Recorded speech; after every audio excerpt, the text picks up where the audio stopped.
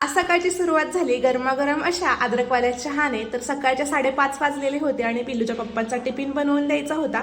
तर आज टिफिनमध्ये बनवलेली होती सोयाबीनची भाजी आणि सोबतच गरमागरम अशा चपात्या. भाजी शिजायला घालायच्या अगोदर मी पीठ मळून घेत असते, म्हणजे भाजी शिजवायला घालेपर्यंत पीठ छान असं भिजतं आणि भाजी शिजेपर्यंत आपल्या चपात्या पण लाटून होतात.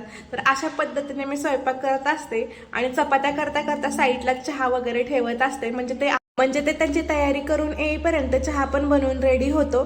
तर टिफिन वगैरे मी त्यांचा भरायला घेतलेला होता. आज थोडी जास्तच भाजी त्यांच्या डब्यामध्ये दिली, कारण कालची भाजी चांगली झाली होती म्हणून सगळ्यांनी खाल्ली आणि त्यांना भाजी शिल्लक राहिली नाही, म्हणून म्हटलं आज थोडी डब्यामध्ये भाजी एक्स्ट्रा द्यावी. सोयाबीनची भाजी त्यांना पण खूप आवडते आणि मला पण खूप आवडते. आज मी त्यांचा टिफिन भरून दिल्यावरती दुपारी त्यांनी जेवण वगैरे केलं.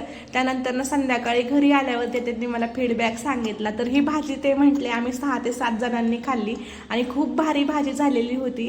एकदम थिक अशी ग्रेव्ही होती, सर्वांना आवडली आणि मला हे ऐकल्यावरती खूप भारी वाटलं. आपल्या भाज्या त्यांनाच नाही तर बाकीच्या लोकांना सुद्धा आवडतात. आता हे ऐकून मला जरासं मोटिवेशन भेटलं. तर आता त्यांच्या डब्यामध्ये मी छान छान अशा भाज्या बनवून देत जाईल आणि आजचा व्हिडिओ एवढाच करेल. आवडला असेल तर चॅनलला लाईक, शेअर आणि सबस्क्राईब करा. सोबतच मला इंस्टाग्राम आणि फेसबुक पेजला पण फॉलो करा. आता आपण भेटूया नेक्स्ट व्हिडिओ.